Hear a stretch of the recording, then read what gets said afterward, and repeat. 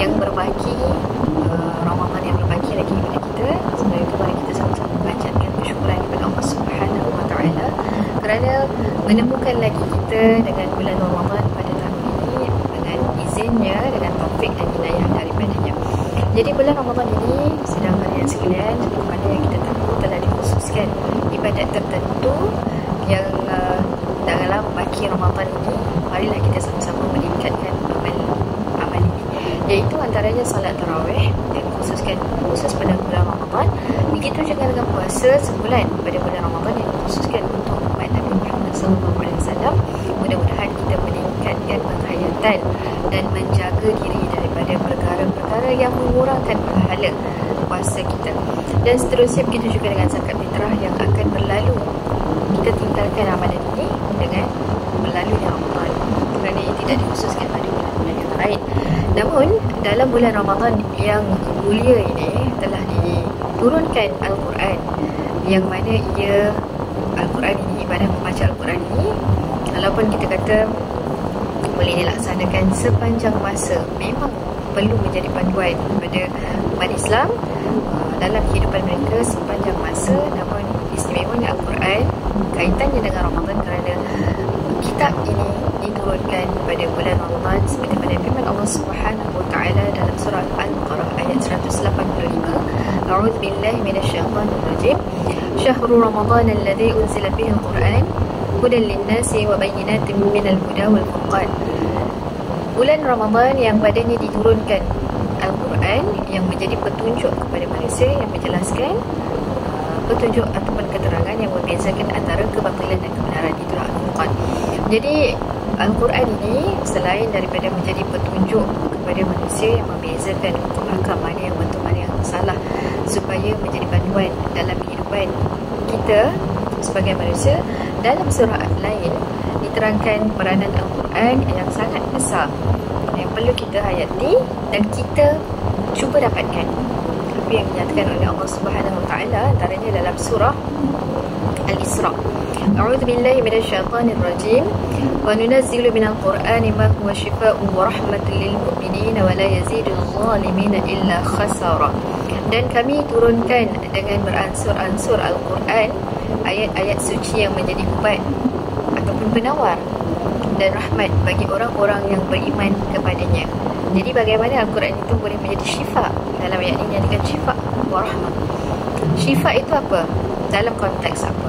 Okey, dalam konteks semasa kita biasa mendengar bahawa orang menggunakan ayat-ayat Quran sebagai ayat-ayat al-ruqyah untuk mengubati penyakit-penyakit.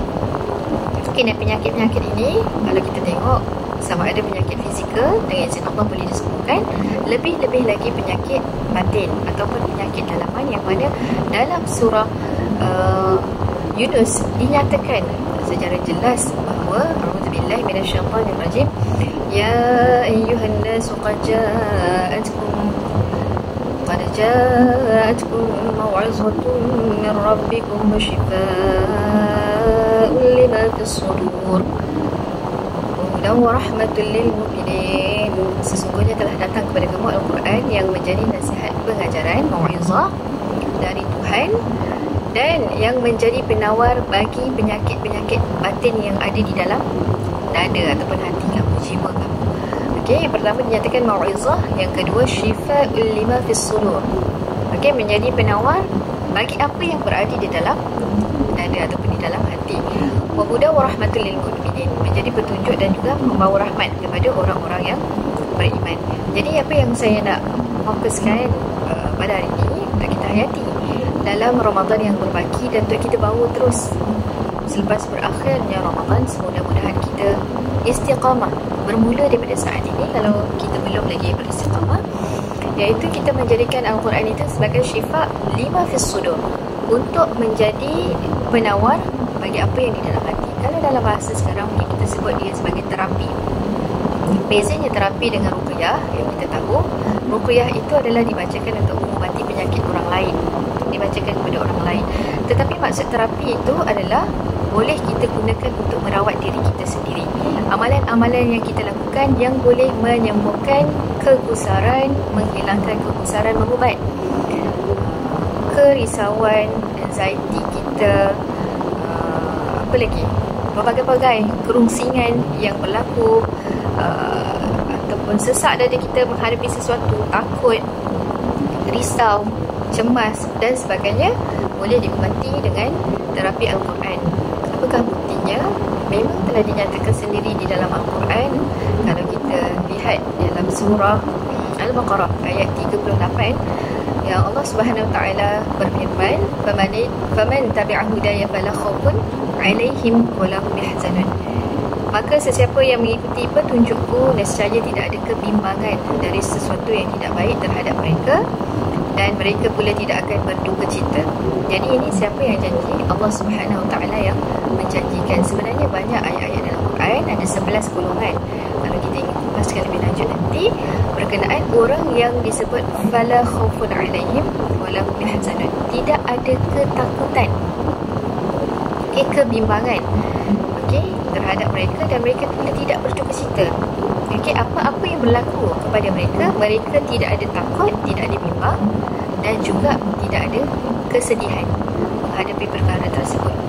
Jadi buktinya, kalau dalam dunia sekarang, bila kita merujuk kepada saudara-saudara kita di Palestin, kita akan mendapati bahawa bagaimana mereka mempunyai kekuatan yang berlaku, seolah-olah kita kata tidak ada kuasa yang boleh menghalang kekejaman yang berlaku ke atas mereka, tetapi mereka walau bagaimana sekalipun tetap teguh dengan janji Allah, tetap beramal dengan apa yang tetap teguh dengan pendirian mereka, tidak takut, tidak gentar untuk menghadapi musuh. Walaupun kita kata keadaan itu dalam situasi yang normal, manusia pasti akan merasa takut, bimbang dan sebagainya, bukan tidak ada, tetapi mereka mempunyai Al-Quran yang menjadi penawar kepada diri mereka sendiri.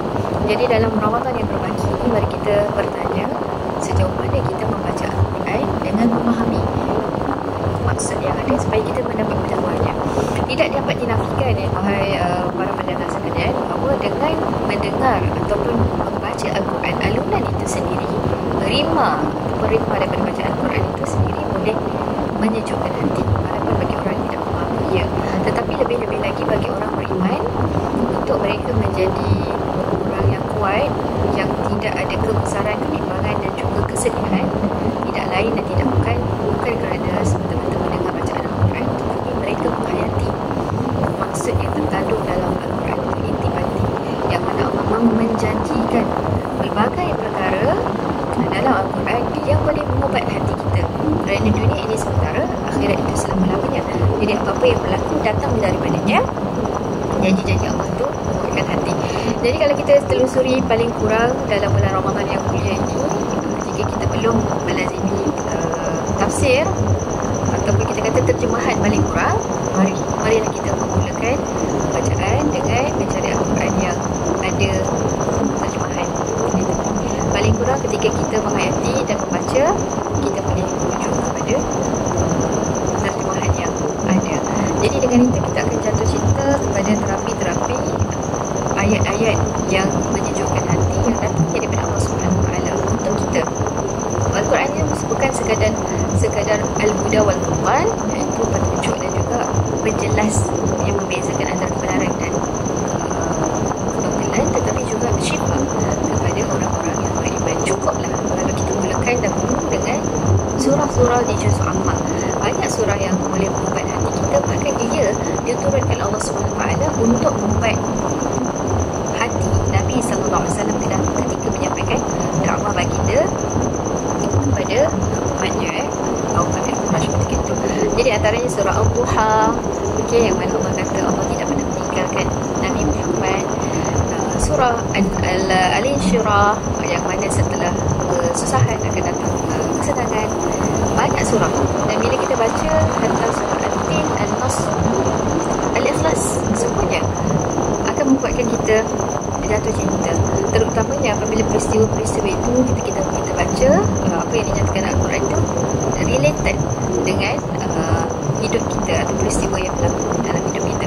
Saya ingin berkongsi satu sahaja, iaitu kisah ayat ataupun surah favorite. Kalau kita kata bila kita dah baca ada satu surah favorite, kita kita banyakkan lagi. Okay, saya ingin berkongsi pada zaman Nabi SAW, ada seorang sahabat ini yang mempunyai satu surah favorite, iaitu surah Al-Ikhlas. Jadi dalam sebuah hadis riwayat Imam Al-Bukhari, dinukilkan sesungguhnya Nabi SAW memutuskan seorang kepada 10 pasukan, dan ketika orang itu mengimami sahabat-sahabatnya yang lain di dalam solat mereka, dan dia mengakhiri bacaannya dengan surah Al-Ikhlas, Qul huwallahu ahad. Okey, maka apabila sahabat-sahabat yang lain itu pulang, mereka pun menceritakan kepada Nabi SAW, lalu baginda pun bersabda, tanyalah beliau kenapa setiap kali itu beliau akan mengakhiri dengan surah Al-Ikhlas ni. Jadi mereka pun bertanya kepadanya, dan dia pun menjawab, kerana surah ini mengandungi sifat Ar-Rahman, dan aku mencintai membaca surah ini. Maka favorite surahnya adalah surah Al-Ikhlas, walaupun pendek, yang mengandungi 4 ayat saja, tetapi surah itu menjadi favoritnya kerana menceritakan sifat Allah Subhanahu Wa Taala, siapa Tuhan aku, yang padanya ada perkataan As-Samad, Allah tempat bergantung segala sesuatu. Jadi kemudian para sahabat yang mendapat jawapan itu menceritakan kepada Nabi, dan Nabi SAW bersabda, maklumkanlah, beritahulah beliau, sesungguhnya Allah pun mencintainya. Jadi bagaimana dengan kita? Kita dah ada surah favorite ataupun tidak? Jadi kalau belum, bagaimana kita mula mencari Al-Quran terjemahan paling kurang untuk kita memahami ayat-ayat yang terkandung, dan jika ada, maka kita tambahkan lagi, kerana Al-Quran itu sebagaimana Allah SWT nyatakan merupakan syifa kepada diri kita. Kita tidak akan mendapat terapi yang terbaik, kerana Allah Subhanahu SWT sendiri menyatakan, contohnya dalam surah Al-An'am ini ayat 125, barang siapa dikehendaki Allah akan mendapat hidayah, dia akan membukakan dadanya untuk menerima Islam, dan barang siapa dikehendakinya menjadi sesat, dia jadikan dadanya sempit dan sesak, seakan-akan dia sedang mendaki ke langit. Demikianlah Allah menimpakan siksa kepada orang-orang yang tidak beriman. Seperti mana kita tahu tadi, Al-Quran adalah petunjuk. Jadi orang-orang beriman mendapat petunjuk daripada Al-Quran, mereka bebas daripada apa yang dialami oleh orang-orang yang tidak mendapat petunjuk, iaitu dada yang menjadi sesak seolah-olah mereka mendaki ke langit. Maka dengan menghayati dan membaca Al-Quran, memahami ayat-ayat cinta yang Allah turunkan itu, melepaskan kita daripada sesak dada, mudah-mudahan kita menjadi golongan, salah satu daripada 11 golongan yang